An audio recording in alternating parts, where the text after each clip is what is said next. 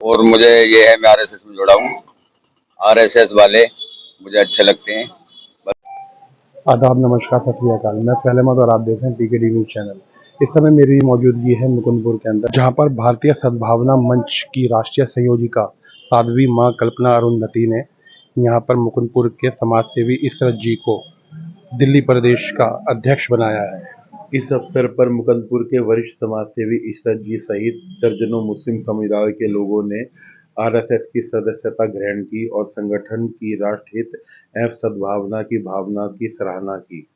उनका कहना था कि अब आरएसएस केवल एक विचारधारा नहीं बल्कि हिंदू मुस्लिम एकता और प्रेम का प्रतीक बन चुका है। वहीं मां साध्वी कल्पना अरुंधति ने कहा कि भारत की असली ताकत उसकी एकता और विविध संस्कृति में है।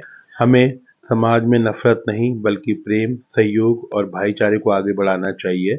मुकुंदपुर में इस आयोजन के लेकर लोगों में जबरदस्त उत्साह और सकारात्मक माहौल देखने को मिला।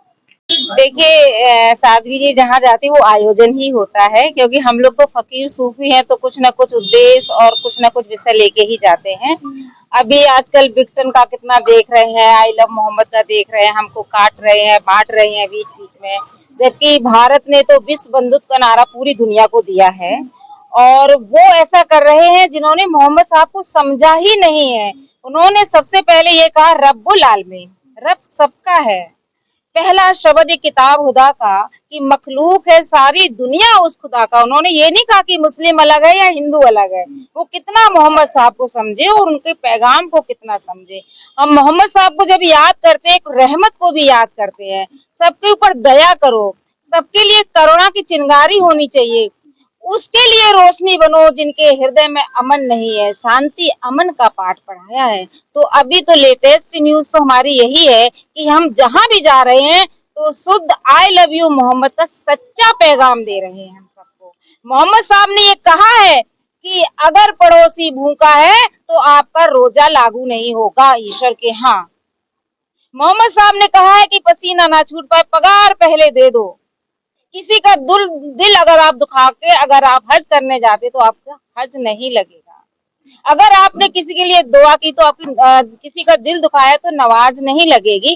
तो मैं निकली हूँ मोहम्मद साहब का सच्चा पैगाम देने के लिए। उन्होंने कहा हुब्बल वतनी निस्फुल ईमान, जिस राष्ट्र में रहते हो, जिस वतन में रहते हो, उस वतन की अपनी संस्कृति है, उस संस्कृति को फॉलो करना, ये ही एक इस्लाम के अंदर आता है। आप भारत में रहते हो, भारतीय संस्कृति के पले पुसे हो।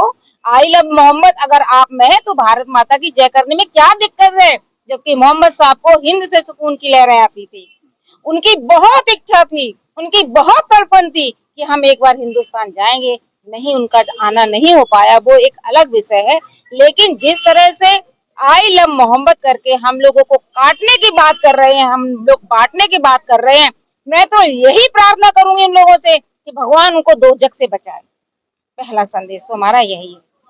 आज मुकुंदपुर में आप आए हैं, यहाँ काफी जो मुस्लिम समुदाय के लोग हैं वो आरएसएस ज्वाइन कर रहे हैं, उसको लेकर क्या कहें? देखिए, आरएसएस तो हमारा शुद्ध इस्लाम की आयतों को लेके भी चल रहा है ना। हम लोगों को के खिलाफ मुस्लिम को डरवाया है। ये तो कट्टर मुस्लिम विरोधी हैं। अगर इनकी सरकार आ जाएगी तो आपको ये उठा के फेंक देंगे, भगा देंगे। 2014 में मैंने बहुत फेस किया कि मोदी जी को नहीं आना चाहिए। वही लोग आज हमको बताते कि हम लोगों ने सामूहिक दुआएं की थी कि मोदी को पीएम नहीं बनना चाहिए। आज वही लोग कह रहे थे कि अच्छा रहा, असली बात तो इस्लाम की वही कर रहे हैं। 3 तलाक मुद्दा आया, विरोध किया, जबकि कुरान शरीफ में लिखा है कि जब भी किसी की तलाक होती तो पूरा उर्स हिल जाता है। अगर नापसंदीदा चीज मोहम्मद साहब को थी तो वो थी 3 तलाक। तो ये सरकार सत्ता किसके पक्ष में काम कर रही है? और ये कहा भी गया है कि धर्म से, मजहब से ऊपर उठ करके इंसानियत है। पैगाम मोहम्मद साहब का एक पैगाम है कि जब वो सो रहे थे उनके कुर्ते पे बिल्ली बैठ गई। उन्होंने बिल्ली को उठाया नहीं, उन्होंने कुर्ता काट दिया। इससे अच्छा पैगाम क्या होगा? बताइए आप लोग जो इस्लाम धर्म को मानते हैं, ये सही बातें आती हैं सामने क्या? तो मैं तो यही कहूंगी कि जो भी इस्लाम धर्म को मानते हैं, किसी भी धर्म को मानो, आखिर वो जुड़ती एक ही मंजिल से है।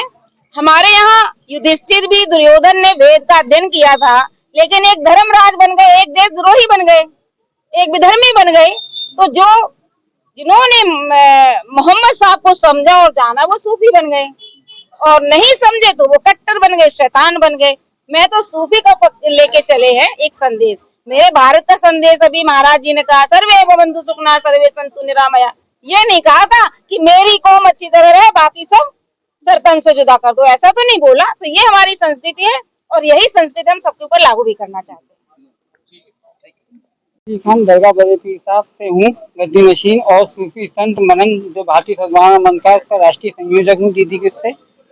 आज इशरत भाई को हमने अपने साथ जोड़ा है, दिल्ली प्रदेश अध्यक्ष बना रहा हूँ मैं उन्हें यहाँ का।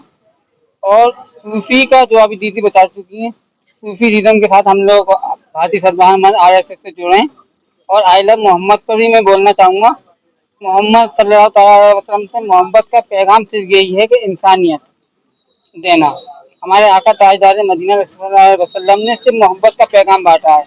जैसे कि दीदी ने बताया कि बिल्ली बैठ गई तो उन्होंने अपना दामन काट दिया, तो ये एक इंसानियत का पैगाम है। और सबसे बड़ी बात, उनपे एक और ईंटों में मिट्टी डाला करती थी, वो बीमार हो गई तो आप उसे पूछने गए कि वो बीमार हो गई, आज उनने मिट्टी क्यों डाली।